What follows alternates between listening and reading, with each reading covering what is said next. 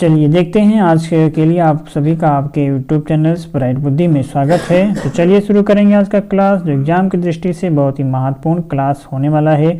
तो हम पिछली क्लास में पढ़े थे, फुल फॉर्म थे कुछ, आज हम उसी के आगे का पढ़ेंगे माइक्रोसॉफ्ट के बारे में।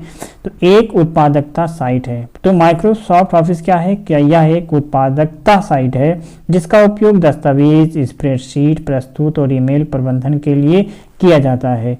MS word, MS power point, MS outlook, email और मैनेजमेंट, ये सभी जो हैं माइक्रोसॉफ्ट ऑफिस के कुछ भाग ही हैं। ठीक है, तो एमएस माइक्रोसॉफ्ट के संस्करण क्या हैं? MS Microsoft office 2007, 2010, Microsoft office 2013, Microsoft office 2016, Microsoft office 2019 और एमएस ऑफिस 365 जो होगा। और डिफ़ॉल्ट फाइल फॉर्मेट जो होते हैं डॉक एक्स होगा। ठीक है, डिफ़ॉल्ट फाइल फॉर्मेट जो होते हैं एमएस डॉक्यूमेंट, एमएस वर्ड के जो होगा इसका होगा doc.x।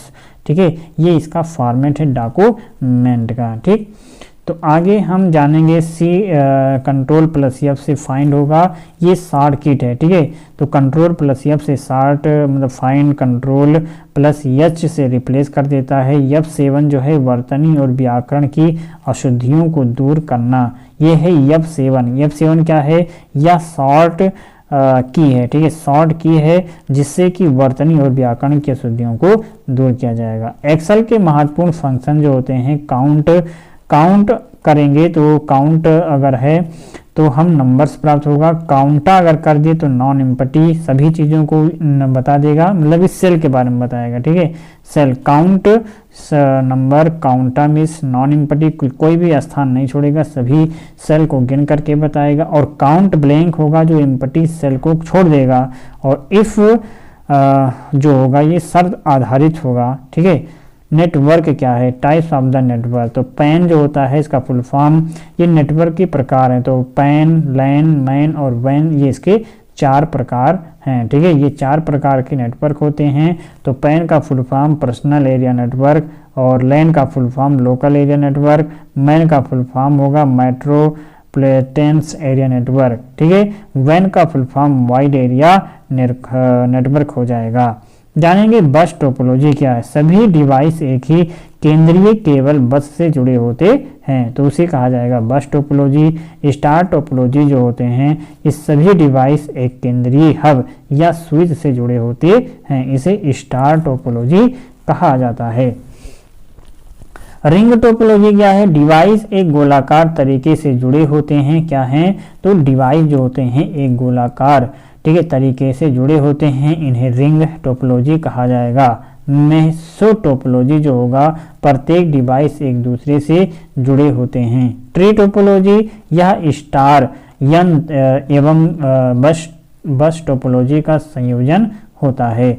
भारत में कंप्यूटर सन 1952 में खोजा गया था। ठीक है, तो भारत में कंप्यूटर कब आया? ठीक है, ये बात हुई कि भारत में कंप्यूटर सन 1952 में। और भारत में सर्वप्रथम कंप्यूटर कहाँ लगा था? भारतीय सांख्यिकी संस्थान कोलकाता सन 1952 में लगा था। ठीक है, तो 1952 कौन सा डेट है? तो ये भारत में जो है कंप्यूटर इसी दिन लगा था, कोलकाता में। ठीक है, तो कोलकाता में लगा था। कौन सी संस्था थी? तो भारतीय सांख्यिकी, ठीक है, संस्थान था। भारत में सर्वप्रथम इलेक्ट्रॉनिक कंप्यूटर भारतीय सांख्यिकी संस्थान कोलकाता में ये भी लगाया गया था। ठीक है, ये कौन सी कंप्यूटर थी? इलेक्ट्रॉनिक कंप्यूटर था जिसे लगाया गया था सन 1956 में।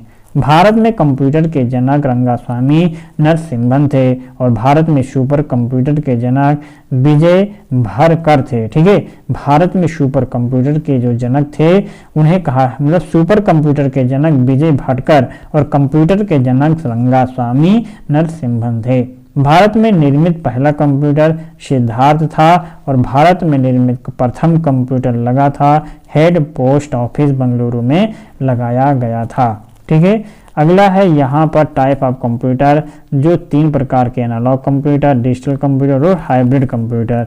यूनियाक कंप्यूटर जो है ये पहला कंप्यूटर है, ऑटोमेटिक कंप्यूटर था, ठीक है, universal automatic computer, develop by Eckert एवं मॉचली सन 1951 में यूएसए में बना पहला वाणिज्यिक कंप्यूटर था, ठीक है। तो इसमें सारी चीज़ें थी। अब हम करेक्टर एनियाक स्कीम थोड़ा सा है इसको पढ़ेंगे, ठीक है। और इसके बाद हम ये क्या होता है character in coding scheme. Computer में एक अक्षर जैसे अक्षर संख्या या प्रतीक को बिट्स के समूह के द्वारा दर्शाया जाता है। प्रति वर्ण बिट्स की संख्या उपयोग की गई कोडिंग योजना पर निर्भर करती है। करेक्टर इनकोडिंग स्कीम क्या है? तो करेक्टर इनकोडिंग स्कीम वह तरीका है जिसे कंप्यूटर अक्षरों, अंकों और चिन्हों को बाइनरी कोड में बदलता है ताकि उन्हें कंप्यूटर स्टोर, प्रोसेस और ट्रांसमिट कर सके। डिफरेंट टाइप ऑफ कोड जैसे कि BCDA code, alpha numeric code, ASCII code, तो ये सभी जो होते हैं ये उन कोड के भाग हैं, ठीक है।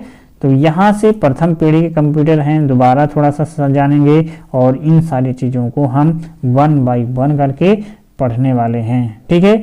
तो एनियाक कंप्यूटर क्या है? एनियाक कंप्यूटर जो होगा ये प्रथम पीढ़ी के कंप्यूटर हैं, ठीक है।